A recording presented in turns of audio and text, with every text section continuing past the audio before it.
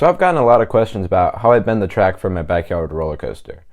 So I thought I'd just go ahead and make a video about it. So in this video, I'm going to be detailing how I bent the wood for my backyard roller coaster track. This is the first video in a series of how I built my entire backyard roller coaster from start to finish. So let's go ahead and talk about bending wood. The first step in bending the track is having a sort of structure to bend it around. So for me, I knew that my drop was going to be 15 degrees. Since it is a terrain coaster, it wasn't that steep of a drop, but I didn't really need it to be.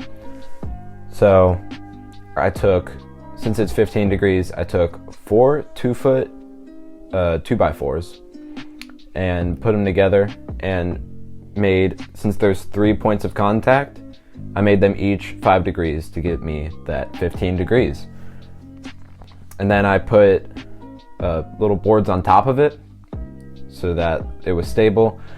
And then I put vertical posts on it so that I could bend my track on that.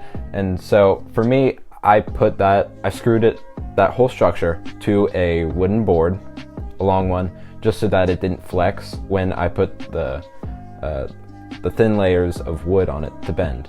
But to be honest, if you have an area in your backyard, you could just go ahead and put rebar down and then stake it to the ground just so that it doesn't move.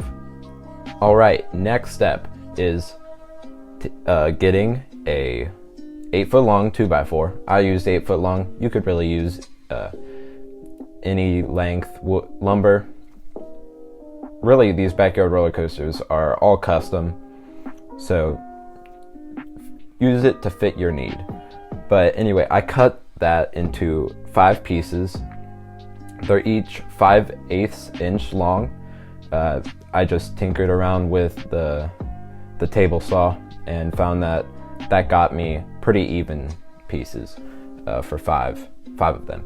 And then I took those 8-foot long 5/8 inch boards, and then I bent them onto the structure.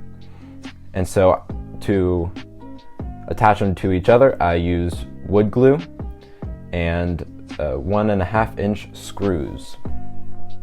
So I put the wood glue on, I put 3 layers on, and then I put the screws in from the back, and then I put the other 2 on, and then I put the screws in from the side that's closest to you. And so that got me a pretty tight fit. And so I left that to dry for about a day. And then I got that vertical member. So that was bent to the 15 degrees that I needed. And so that's the vertical piece, just to get it so that there's room for your upstop wheels, or bolts in my case. But then I needed the top piece.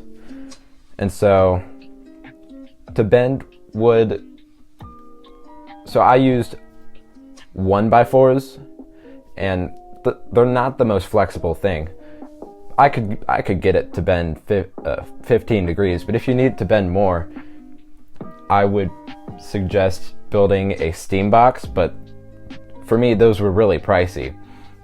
So I went ahead and just soaked them in my pool for about a day, and then I clamped them onto the vertical member because that was already pretty strong, so I didn't need to make a whole nother structure for that. And then I just screwed it all down and let it dry, and came out pretty nice. So now you have the vertical and the horizontal member. So that's pretty much all the structure of the track. But then, as you see, at the end of the track, since the boards were all the same length, there were some jagged edges, and so I just went ahead and used the chop saw and cut that all off. And then there you go. Repeat that process the other time, and then you have your 2 sides of the track. That's pretty much it. Alright, so I hope that helped answer some of your questions. If you need me to clarify something, just go ahead and comment down below on this video, or email me at pbcoasterpals@gmail.com. Yeah, get to building that backyard roller coaster. Don't wait on it. Hope you guys have fun, and I'll catch you on the next ride.